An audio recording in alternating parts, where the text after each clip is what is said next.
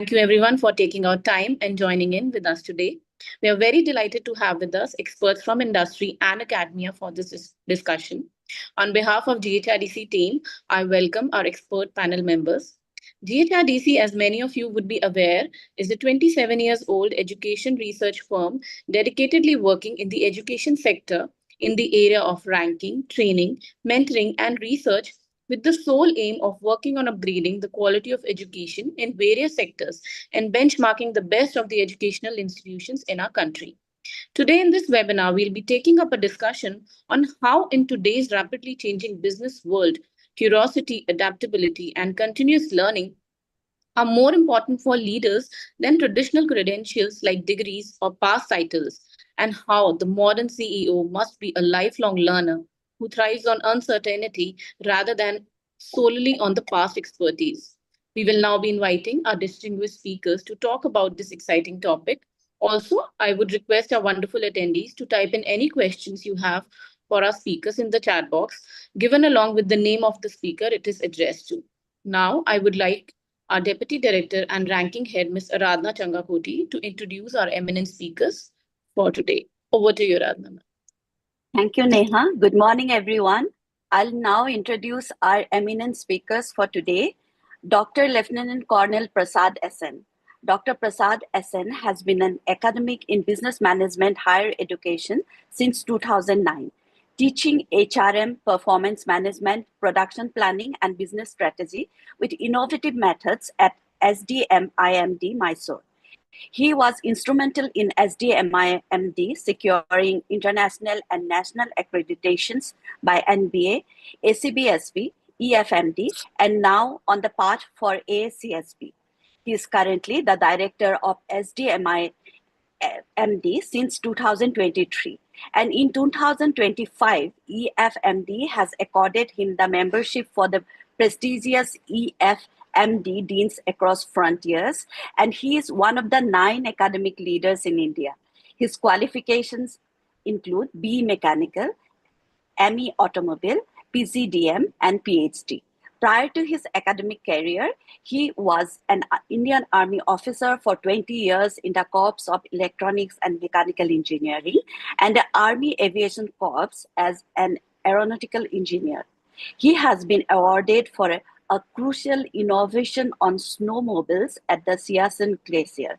He has participated in the Kargil operations in 1999 and counterinsurgency operations in 2000-2001.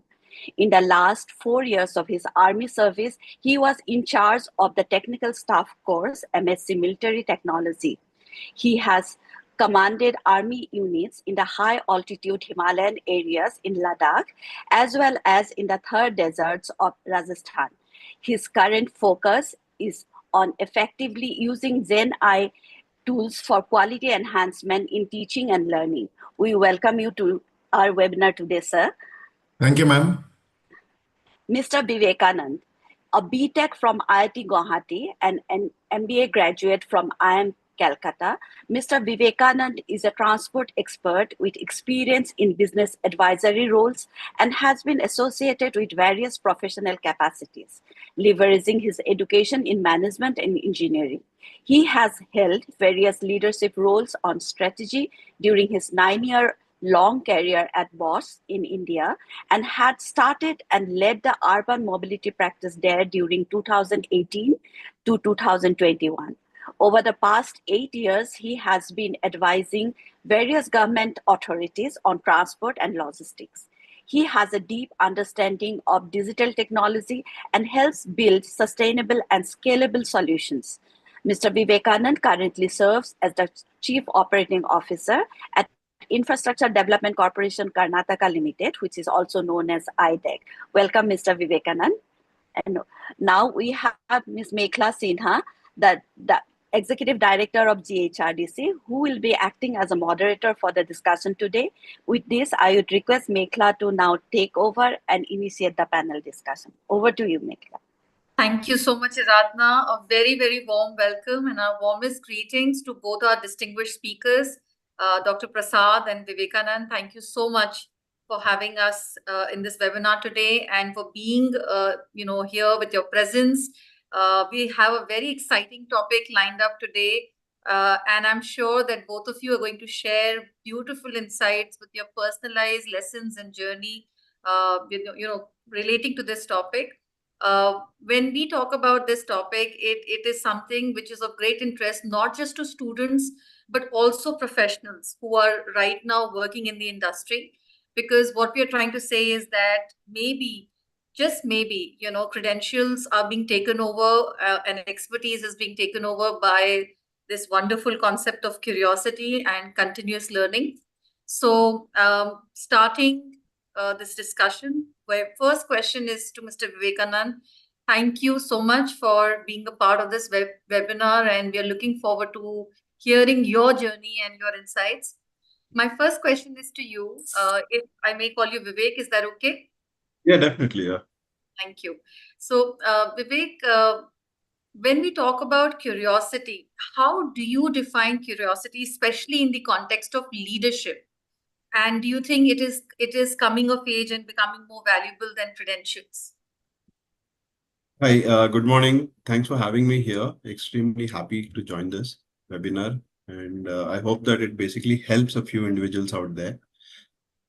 So curiosity for me has been, so it's basically more of an innate feeling that an individual brings. And definitely for us to be curious about our surroundings, about our ecosystem, that's something that helps us develop better, respond better. So what happens is that you uh, try and step out to understand the larger picture. So that's what the first step is in the context of leadership. And for that, you should basically have an inquisitive nature, willing to question certain things, certain decisions, certain norms, policies also that are set. Everything is basically emerged through people putting in a lot of mind and thought. But then over time, a lot of these get questioned. So the idea is to be able to question it and not just stop there. You should also be curious to look for the solutions for it. And having worked with senior management very closely earlier and now in a leadership role, the solution is which is key. A lot of the people really do not have the time in senior management. So whenever you are curious, whenever you are stepping up with some amount of anxiety or curiosity, you better step in also with a potential way in which it can be resolved, or at least the way forward, right? So largely at leadership, what we tend to do is risk mitigation. So for us to be aware of the risks is where the first amount of curiosity is. So are we asking the right questions? Are we triggering all our colleagues to basically ask the right questions? And are they stepping up to really highlight the risks?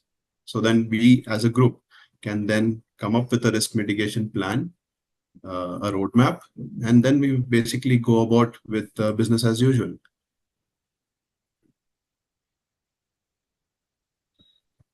Thank you. Actually, I think if I had to sort of summarize it into two very powerful lines that you spoke about for students, I think one would be to have a very inquisitive mindset, and the second would be to ask the right questions. Um, Coming from a research background, we understand that asking the right questions is, in fact, crucial to getting the right information and to learning in the right way. And even asking the right questions is an art, which we really feel is something to be needs to be worked on. Thank you. Moving on to Dr. Prasad, you have a very interesting journey of being in the army, and that too, very, very difficult stations and locations, and some very historical moments, especially the Kargil time that you've mentioned. Uh, so that transition of coming from that background to academia would have been a great experience for you. So if I would ask you to define curiosity in leadership, considering that you've had this context of transition, how would you define it? Yeah, thank you, ladies, and thanks for GHRDC for having invited me here. It's a great stage where I can share my few thoughts. One is, you see, what I consider curiosity. Curiosity is the hallmark of absence of a mandated conformity. That is a society or surroundings expecting you to conform to some conditions, hierarchy, or something like that. In such conditions where there are very strict hierarchies and processes which are only approved, in that place, curiosity takes a backseat. And thanks to my service in the army and specifically in the field, common dangers bring people near. And irrespective of the rank we wear, they can freely express their thoughts. And many a times what happens is that, like, it is almost like a flipped class in an academic environment where the teacher asks the students to take a class and new thoughts, new era. Like, for example, all our youth are digital natives, and I am 59. I am not a digital native. I am a digital immigrant. I learn from children. So if I do not have curiosity, I'll get left behind. So I'll not be able to operate my mobile or use my mobile phone effectively or my laptop effectively or even use all the facilities available on Zoom effectively if I'm not curious. So that's my take. So wherever there is specifically, focusedly, you remove conformities and don't put restrictions on people, curiosity always comes up. Everybody is curious. It is how better they'll come out. Some people fall in line with the society, fall in line with the conformity ideas, and then stop being curious, thinking that if they're too curious and if they ask too many unconventional questions, they'll be flagged separately, or they should not stand out and they should just be like others. So that's my take on curiosity. Thank you, sir. Thank you so much. We are really, really, interested and excited to hear more of your journey, especially from the fact that you made this great transition. So I'm sure as we go along, you'll have many more personalized experiences to share on that front. Thank you so much. Thank you. Vivek, moving on to you. We have a huge student audience who is watching this live on YouTube, and also some institutions, faculty members, parents, industry speakers who are also watching this live. But specifically, this question is marked towards students. And my question here is, if you could tell us some very basic, concrete steps that students can take to ignite that passion for curiosity and lifelong learning, how can they start while they're here right now, whether it is, whether they're studying or whether they're in their internship or then they've just joined the industry? How would you guide them on that? So I think a bit of curiosity rubs off from people you're with. So that probably is the first step. If your friends, classmates, colleagues, they are into something which probably is interesting, just listen to, what they find interesting. And then probably it'll definitely something that will trigger you to take that up. It could be something that some of your colleagues are into, say, bird watching, or it could be some friend of yours, he's probably into some kind of books that he's reading, and probably you've not tried it, so you've not stepped in that direction. But then if your friends are able to give you a quick insight into that direction, then you might probably take it. So that's the first. So the kind of company you keep, the kind of interactions you have, all that really helps you in growing your ken, right? Then apart from that, you yourself, self-driven, right? I used to read a lot of the newspapers since my school days. So wanting to know about current affairs, and later while preparing for some of these entrance exams, it used to be that I used to read the editorials also in great depth. There's a lot of opinion that's there. You really try and understand perspectives, and a lot of it that we basically bring in any conversation is perspective. So how well informed you are, etc. That's a self-driven thing. If you really want to grow that, read, keep yourself informed, watch the news, read the newspaper, and social media or online news, probably keep it balanced. There's a lot that's published, but take it with a pinch of salt. The printed media is much more reliable. And I think apart from that, it's a lot about the parents for the students who basically can really help them explore various avenues, certain things that are coming up out there. interesting. I mean, it could be something like a new game of late, like say pickleball. What is it all about? I mean, would you really want to go try it out? So those are things that, parents can also step in with the children. Children bring in a lot of information from the digital media that they're connected through. So explore it jointly, and then, try and see if you want to try it out.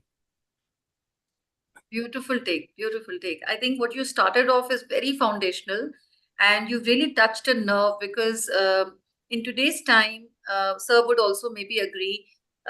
One of the tasks for B schools or educational institutions is to really develop the love for reading among students, and that is a gap which has widened over the last few decades because the digital devices have come in, the social media has come in, and they have kind of steered away from the mode of reading, updating themselves on current affairs. But I think what you said is very, very invaluable. They have to be curious about what's happening around their environment. And like you said, company really matters. And even if they don't have the right company, what you said about self-motivation, I think that is something for them to definitely take away. Thank you. Dr. Prasad, coming to again something very interesting that we want to talk about. When we talk about educational institutions and specifically B schools, do you think they foster curiosity or they hinder curiosity in a way? What's your take on that? You see, this is a very pertinent question because you see, on the one hand, our desires to make it completely open and bring out all kinds of talents is always there, but regulatory requirements mandate us to do certain things. Like, for example, AICTE brought out a model syllabus, and then later they told that it can be taken only as a guideline. To only an extent we can divert away from it. So, for example, you see, whatever is required to be done at an organizational level, I'm telling about a problem solving. Whatever is required to be done at an organization level is entirely different from what can be done at a personal level. Say, I'd like to give one personal example. I was in Siachen Glacier in 1999, immediately after Kargil. And I remained there for about 1 year. And most of the time I used to be there at the Siachen base camp, which is at around 13,000 feet above mean sea level. It used to be cold all the time. We used to stay in underground bunkers. So Indian Army has deployed around 60 snowmobiles, Lynx snowmobiles, made by Bombardier, a European company, a Canadian European company, founded in Finland. And sometime you must be knowing that at that time in 99, 2000, that Bofors scandal investigation was also going on. So Bombardier was acquired by Bofors. So the moment it was acquired by Bofors, all the spares, everything, it was blacklisted, and all the spares, parts, assemblies stopped coming. So any problem happening for snowmobiles are the lifeline in Siachen Glacier. They take all the food, supplies, medicines to various posts located up to 21,500 feet, and they bring back casualties to the helipad. That is their very crucial role. And when it snows, it's virtually difficult without snowmobiles, and it becomes a day-long journey by walk instead of that snowmobile covering the same distance in about 15 minutes. So it became I was responsible for maintaining all those snowmobiles. So the official action expected me to spread my hands and say that I cannot do anything, spares are not available because it has to be imported.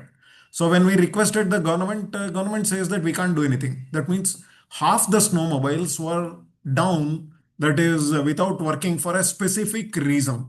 That is, there is some sensor unit in that particular engine, which I am a mechanical engineer, and inside that engine there is a crankcase in this specific engine to prevent it from prevent the effect of cold. That sensor unit is put inside the crankcase. Engineers would understand. It's a very difficult design. So I took leave, came back to Delhi, and I went to a few agencies in Shahadara who import all these items from other sources from Ukraine and other places who are suppliers. So they said that it will cost some 20,000 rupees each. It is a very high price I cannot give from the resource of my unit. Then at that time, one scooter model Bajaj Bravo had been launched. I had brought some knowledge of this impedance and resistance values of this sensor unit, brought one or two samples also with me. When I went and matched it in Delhi in some electrical shop, that Bajaj Bravo sensor unit matched it, but only thing it needed the design of a particular clamp and a fitment to hold it inside the engine. So I purchased two of them, some four or five of them, took it to Ambala, and in a workshop we took apart got one device made in an aluminum fixture on which it was fitted, where we can fit it. Then I tested it and it was working.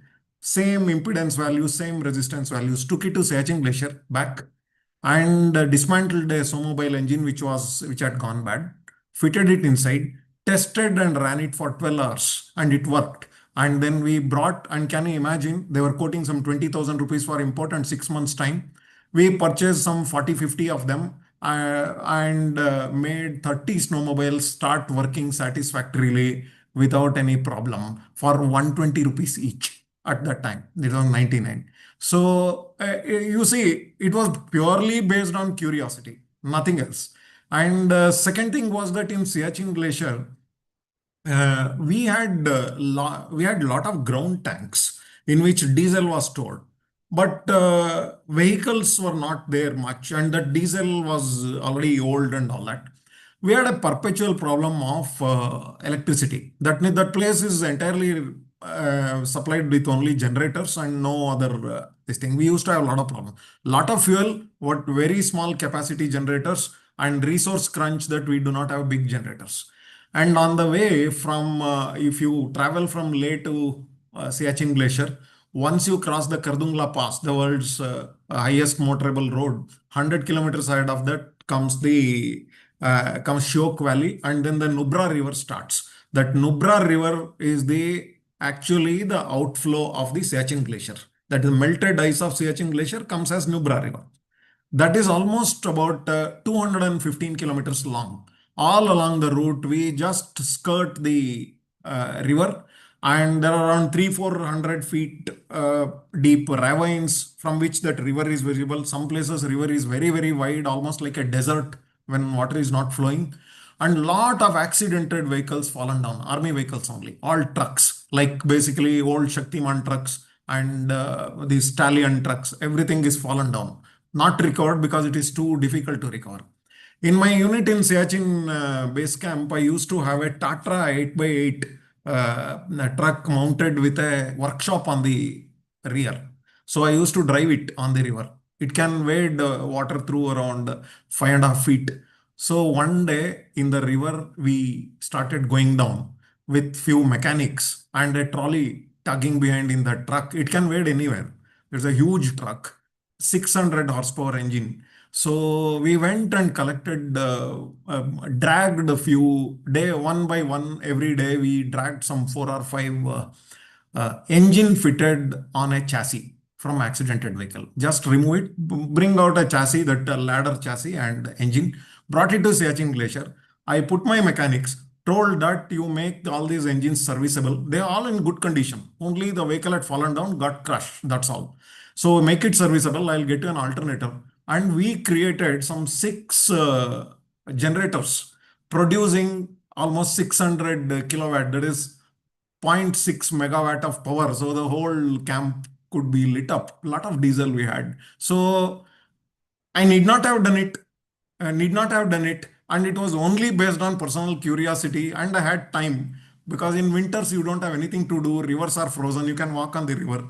So this is what we did. And I perhaps in my 20 years was the most satisfying tenure in the army, because we did something and it is still there. The people are using it. And I got some few of my juniors who are serving or something, who just came back from Siachen. I asked them, what is there? Are those generators there? Yeah, they are there. That is, after 15 years also, somebody told me those generators were there. So that gives a lot of satisfaction in life.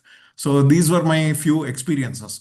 Now coming to while studying B in Mysore, JC Mysore, we had designed as a group syndicate, we had designed one agricultural sprayer. That is, in farmers, they use their left hand. If it is not a motored sprayer, their left hand, they keep pumping, and the lance they hold in the right hand and spray these chemical fertilizers and all that. So what we had done was that we fitted a bellow with for the heels of the chappals, and put a pipe, so that as you walk, it keeps pumping, both hands are free. The farmer is able to hold two lances and cover more area. So that was recognized by the Indian Express and another newspaper. This was in 1986, 1987, when I came out, completed my B. These are few personal experiences. Other than that, army is a place where there is a lot of room to what you call experiment, and only if you are interested. And that means if you get satisfied with what is available, there is nobody demands you to do it, but there is a lot of room to experiment, lot of technical equipment.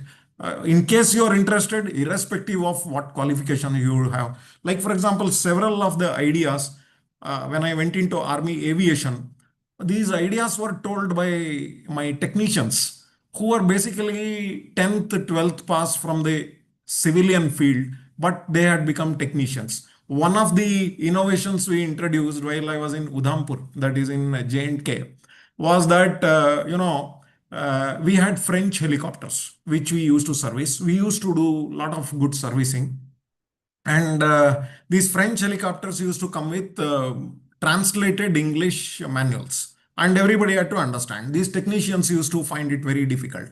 In the preventive maintenance schedules of aircrafts, what we need to do is that you read a schedule, go and do it on the aircraft, come back, give a tick mark, and again read a schedule. Like that, you need to do on a day-to-day basis. So to make them understand, I told them that you need to understand English. So we had one or two good technicians who were artists. So to make them get interested, I got cartoons made. Like that cartoon characters looking like one of them. So they all used to get interested. It looks like whom. So in that cartoon, they had mentioned the schedules in English. So they started reading these schedules in cartoons instead of this thing, and they started doing all those schedules. And all of them wanted to keep that as a souvenir. So that became a practice. So these are all the few experiences which I had in my service, which is very satisfying, and it is directly related to curiosity. I think we couldn't have had a better example than this, underlying the topic that we have today, sir, because this is a classic example of how curiosity has given birth to innovation, how curiosity has given birth to amazing creative endeavors. And these are just beautiful examples. And what you talked about, these men who were not really very qualified, but were able to carry out the task through some of these cartoon characters that you made for them, is a very strong example that sometimes and oftentimes credentials may taken be over actually by Yes. innovation and the thirst for learning. I Yeah. think that is something which is very, very important. Yeah. Thank you. Beautiful, You're beautiful welcome. examples. Beautiful examples. Vivek, moving on to you. Now let's come back to the boardroom. Now, sir talked about such amazing examples of people, out there in the field, of course, protecting our country and doing some very amazing stuff. But when it comes to boardroom and when it comes to the corporate environment, we are dealing with people who have sort of saturated the learning curve. They're not very willing to learn. They're at a stage where they are sort of thinking, I'm great. And I'm done with, whatever graduation or whatever qualification and whatever experience I have. How do we beat this pattern when it comes to mid-level professionals or leaders in the industry? And how do we inculcate this whole idea of curiosity, adaptability, agility, and continuous learning? Yeah. pretty interesting question, but I must really say what Prasad sir just spoke about is really, really inspiring. And I think the examples are so thrilling, so exciting, and also in conditions which are so tough, at altitudes that are so remote. Yeah, so coming back to your question, well, that's a common issue that I think every company faces. So there are different ways in which we look to handle it. The reason I'm saying handle it is because this is the truth, what you said. So there is a plateauing that happens after a certain particular professional growth. People tend to balance many things. There's work, there is personal life, and so on. So for multiple reasons, the amount of devotion towards work that basically is shown also basically starts reducing. But then it's not like people really do not respond to a trigger if given. So that's precisely what we really look to find. So there are different motivators. We try to look at what kind of specific skills that some of these individuals bring, and in trying to do that, we basically change the goalpost for some of them, so that makes it exciting. For instance, there are different kinds of new things that we basically try giving them as goals as the years go by, so that there's something new that they're stepping toward. Like for instance, this year I'm extremely keen that we do a lot of branding. It's our 25th year for IDEC. So the branding for the organization is extremely important. And for me to position each of my vertical heads, business heads who report into me as thought leaders. So that's also extremely important. So give them new targets. There are avenues, there are webinars like these, there are other panel discussions, there are LinkedIn articles where they can really showcase whatever their knowledge is. So try assimilating all of it, try putting it together in a manner where it helps brand them individually and also the organization. So set such goals which basically help achieve some common target, and also let these people step up and deliver something which is different from typical revenue driven business. So, and then more. So, cross functional teams, there are a lot of initiatives that are on the back burner. Now, these aren't lesser projects. So these are not client driven, but then these are essential for our organization to really shape up and respond to how the world is shaping around us. So then once they take up some of these, including people from mid management, are made to lead some of these cross functional committees or groups. There's some initiative. It could be as simple as a sports group, it could be a cultural group that you have, any special interest group that you create. So each one of them is able to now express their passion at work. So they find that there are others who basically want to really come up, learn from them, and so create these avenues where they feel that it's a personal calling of theirs to actually contribute to some of these. That really helps. So yeah, I mean, so we keep changing the goalposts. Like I said, there's something new that we really need to think, something new that we really need to give them. But then we try and understand, depending on the age group, as to, like, for instance, somebody very young, what will really motivate them. But like you mentioned about mid management and senior management, yes, uh, there is a lot of buzz around us of AI. The technology is definitely outpacing all of us. So there is interest in all of them to step up, and everybody uses chat GPT nowadays. So the way in which our outputs are coming has improved significantly. So how are people using it? But then there are risks to business, right? So we try and understand that, and then see that in a typical business like ours, which is advisory, there's a lot of writing that is involved anyway in our consultancy reports. So, but we have to be cognizant that if any such chatbots are being used, then we really need to be careful about that too. But then at a personal level, an individual is able to really explore much more. So that is something that we really ask them to do, step up. How is it that you automate more? Find out how is it that we can automate more, how we can incorporate AI into some of our work. So all of it is something that we ask people to do. There are some who basically take it up, and then they become the flag bearers for a task like that, for an initiative like that. And we make champions out of them, so that others basically are able to look at them and then take inspiration, and then personally also contribute in that direction. But then it's a journey. Some people do take it up and some people do get left behind. That happens. So people, but at that age they're mature enough to actually see that through.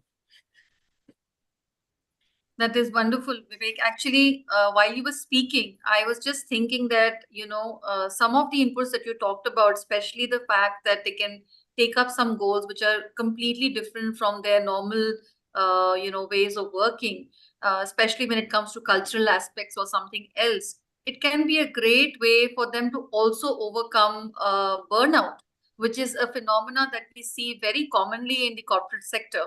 And Yeah. this can be a wonderful tool for them to sort of use curiosity, innovation, continuous learning, trying something new, keeping very interesting goals for themselves. I think that can be something which is, sort of a solution for the kind of burnout we are looking at in the corporate sector. Yeah, exactly. That's true.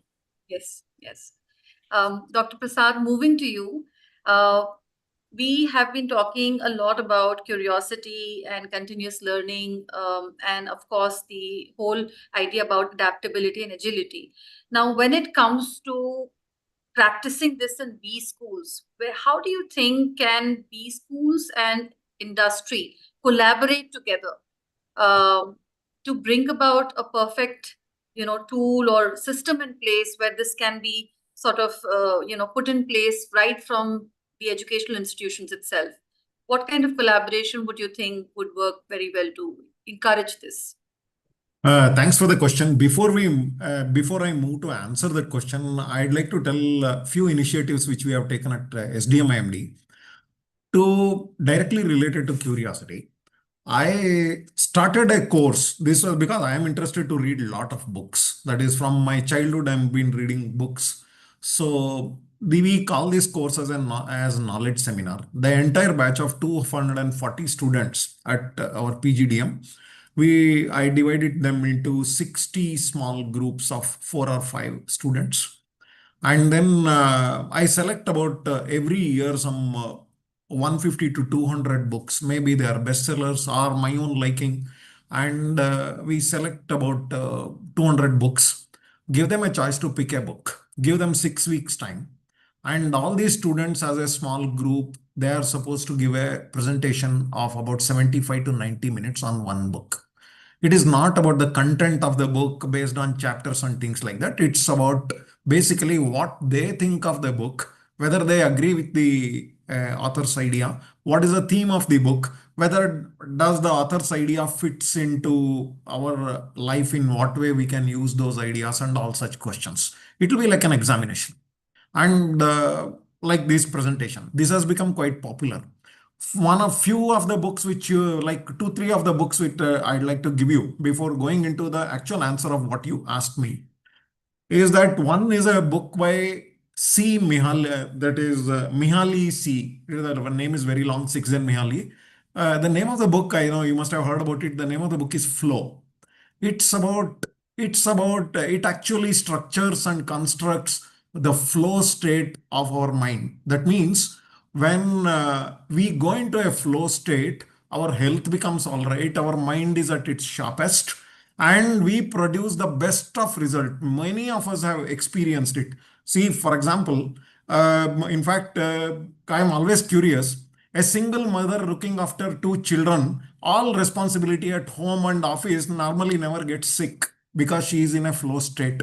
She produces the best results in office, never cribs, comes home, gets up at 4 and sleeps at 12 in the night, but all work is done. Everything is one after the other in order.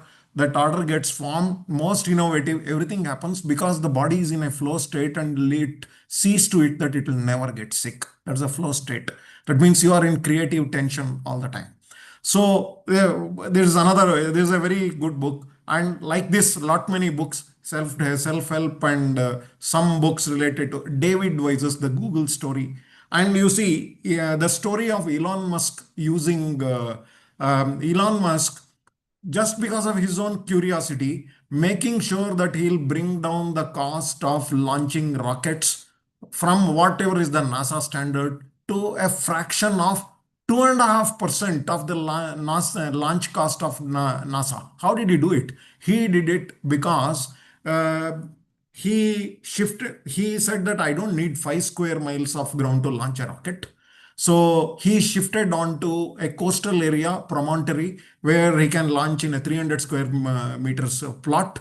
made all the surrounding setup small, did not forego safety issues, and then started launching rockets from Florida Keys on barges. And now he catches back the first and second stage of the rockets, which can be reused for reused 9 or 10 times. So that's how, can you imagine, the launch cost 30 years earlier, whatever it was, is now 2.5, 3% of what it was. This is it is purely out of curiosity. Second book is one Kannada book, which I had read long back when I was in ninth standard or something. It is written by Purnachandra Tejaswi. The name of the book is Carvalho.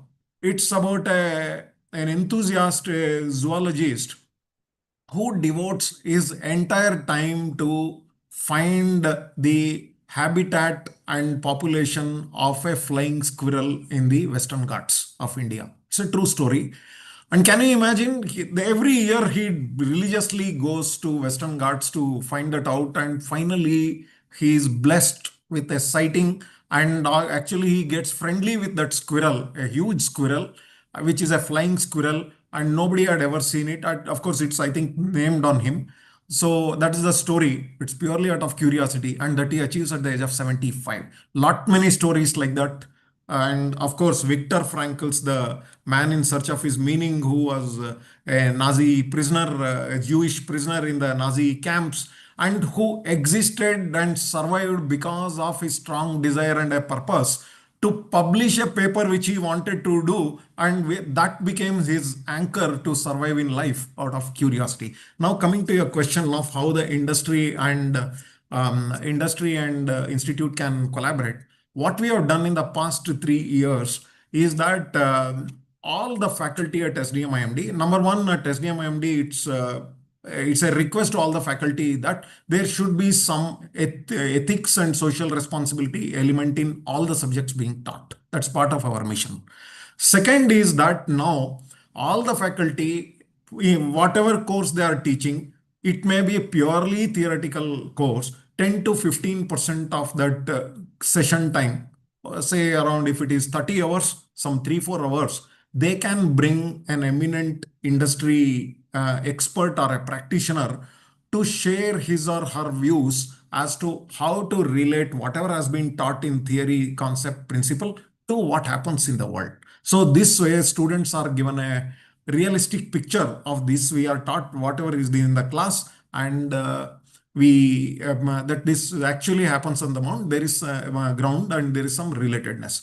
Second is that we arrange around 50 to 60 invited talks by all the eminent industry practitioners, leaders, achievers, innovators, and philosophers, all this. So by this also we achieve. And of course, in our governing board, we have 3-4 eminent people who are from the industry, like the chairman of Volvo and whole-time president of Toyota, and all these people, they continuously collaborate.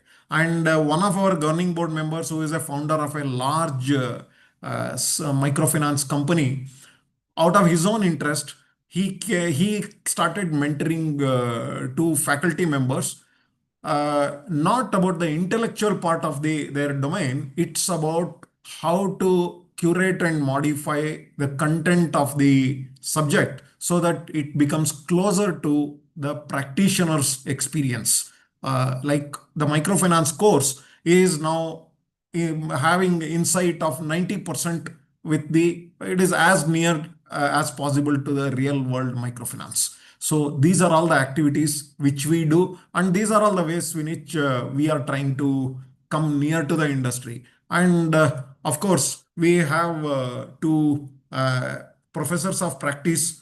One is a senior vice president from a large IT company who was a head of merger and acquisition in the US, and he is a full-time faculty.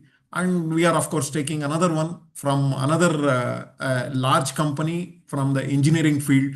And one of our professors, who has been for the last 5 years, he is from the manufacturing industry with 28 years experience, a vice president. So like this, we integrate the field. Most of our faculty will be having some blend of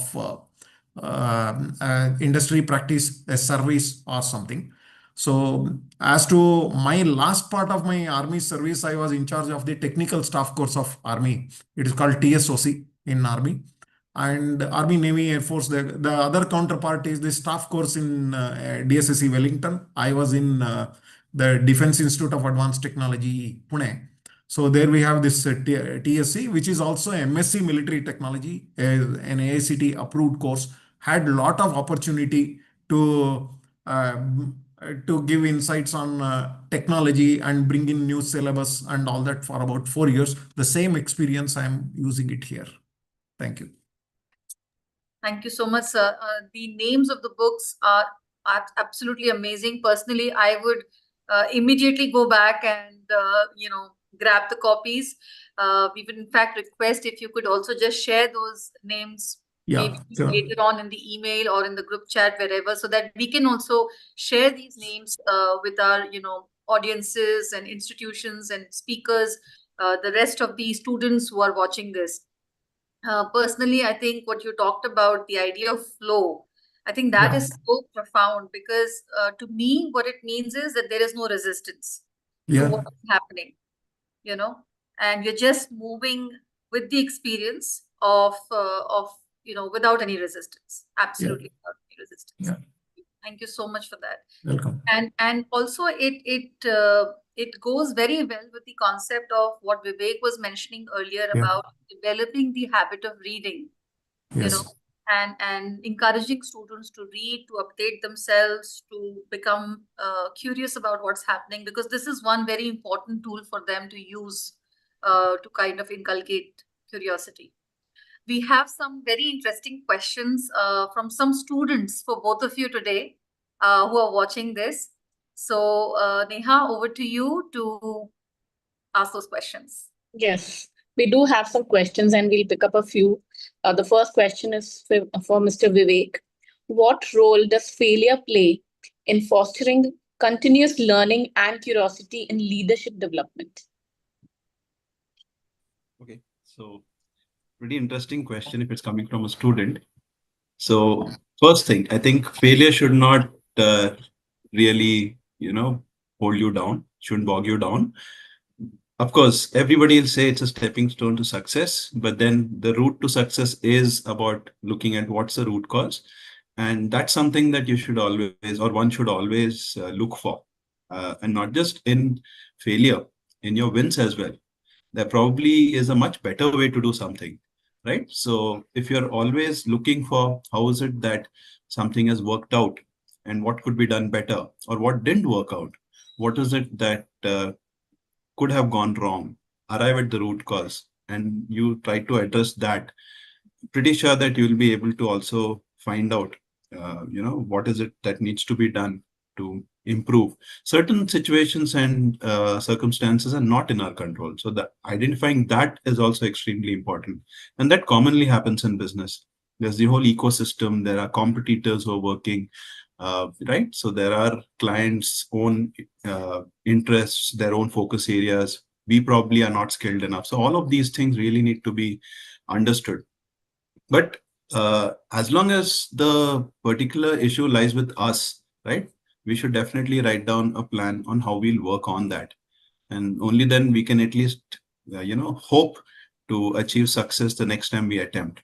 And there you should not leave any effort, And then a lot of learning also comes from outside. So there's a lot of external innovation. There's a lot of external knowledge that you need to bring in. And for that, conversations help. There are a lot of learned people out there who've been there, done that.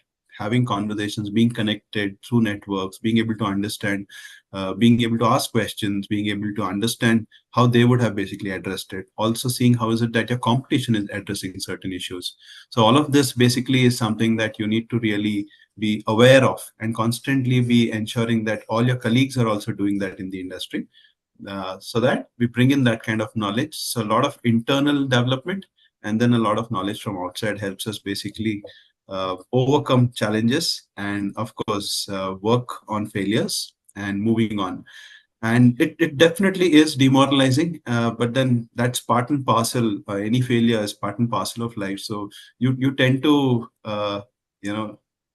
not be so worried by it. What I keep telling my colleagues also that, we should not react to everything.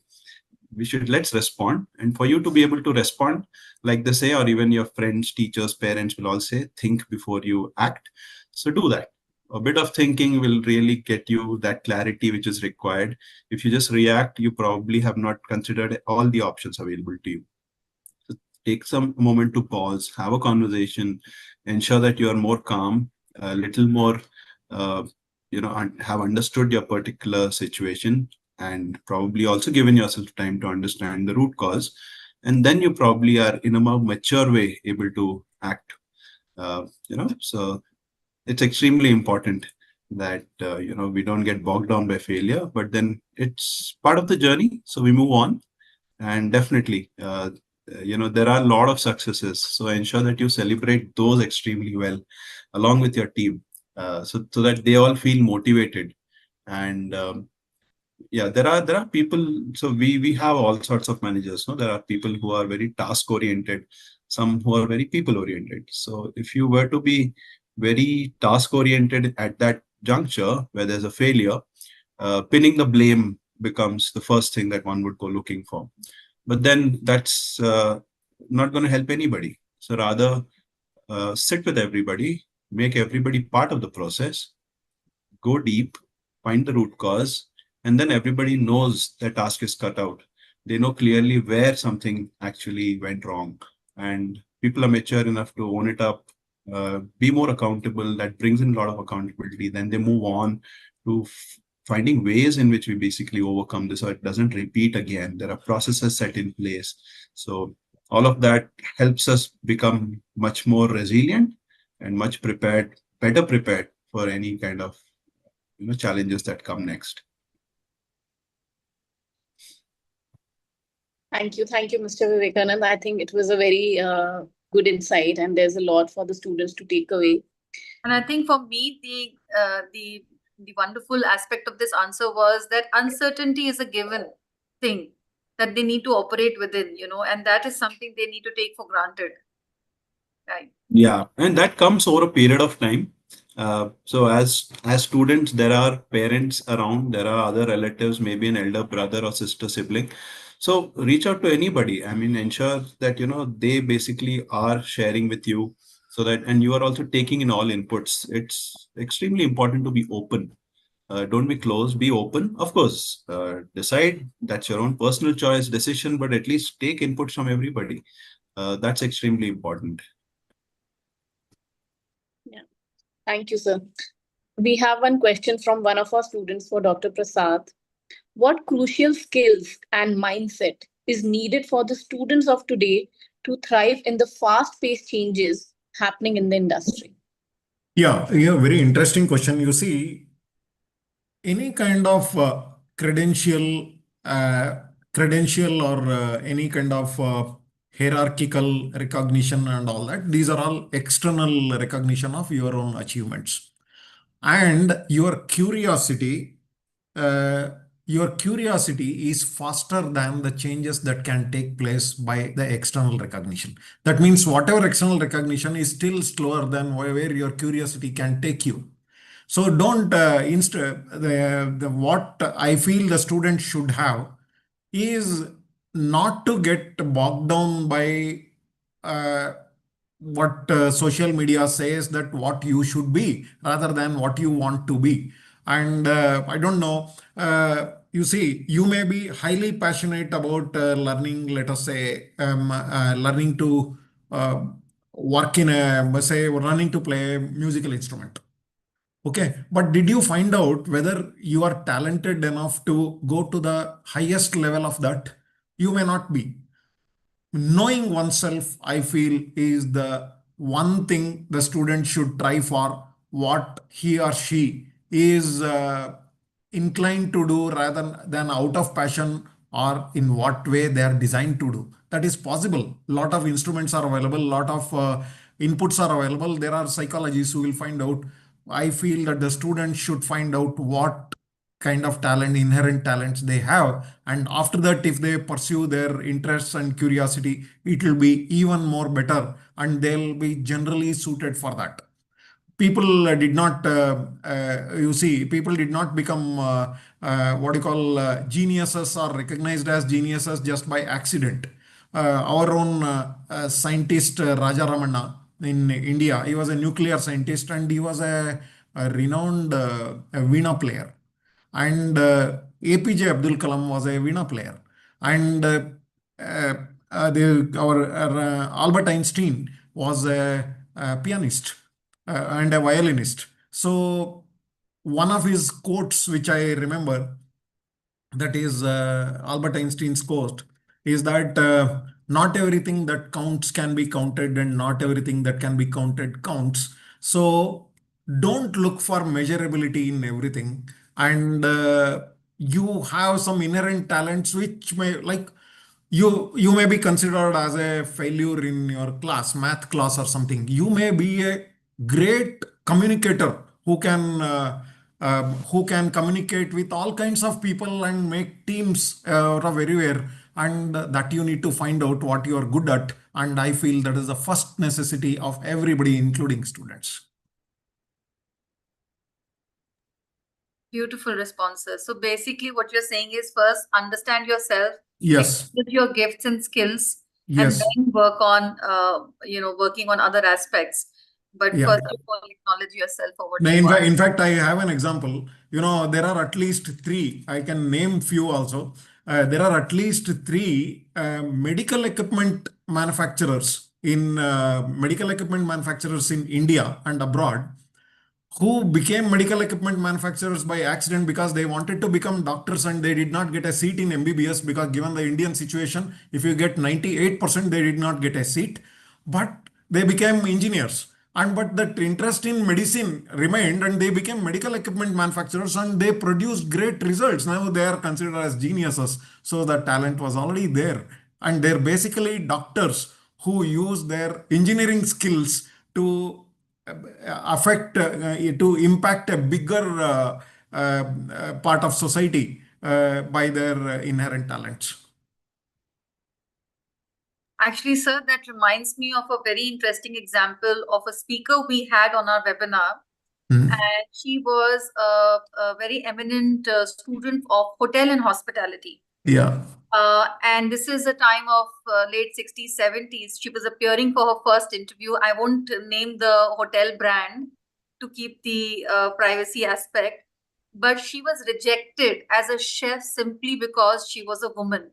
And in those days, the concept of a woman chef in hotel and hospitality industry in India did not exist. So she was sharing her personal journey with us on this webinar of how that was a huge feeling of rejection and failure for her in her life. She was a very academically brilliant student, scoring high, participating in every activity. But she took that as a challenge and carved her own path, and she became the first female professor to start teaching hotel and hospitality. She became one of the first female managers in the hotel industry in India, and she was part of one of our webinars. So I think the examples that you've given are a very apt way of telling students that if they're not able to find their dream path or whatever they have in mind, Their calling. Yeah. Yes. Yeah. There is what they are being guided to can be equally powerful and transformative. Yes. Yes. This discussion between you both has been so invigorating, and I think the examples that both of you have been sharing today are so inspiring personally for me. We could have gone on and on and on, but due to paucity of time, we'll stop here. But this has been an extremely, extremely enriching session, inspiring session. What wonderful experiences, life journey both of you have shared. Thank you so much. And I'm sure that the student community, the faculty, educational institutions, and all the other stakeholders who are watching this live will greatly benefit. And I hope to bring you both together on the same platform, maybe once again in some time. It was wonderful, wonderful having both of you. Neha, over to you for a vote of thanks. This was a very fruitful and enriching discussion. On behalf of the whole GHRDC team, I would like to express my appreciation and gratitude to all the participants for taking out time to attend the webinar. A very sincere thanks to our panel of experts. Your presence has been invaluable and has undoubtedly made this webinar a great success. Thank you so much once again. Thank you. Thank you, Vivek. Thank you, Dr. Prasad. Thank you. Thank you so much. It was wonderful to interact with you all. And I hope that, some of the students have some takeaways from this conversation we've had today. Absolutely. They will, 101%. And we will also summarize this and send you in the form of a YouTube link. And I'll also connect the two of you. Thank you so Wonderful. much. Thank you. Thank you so much. Thank you. Have a nice day. Have a lovely day. Thank you. Have a nice Thank day. you. Thank you.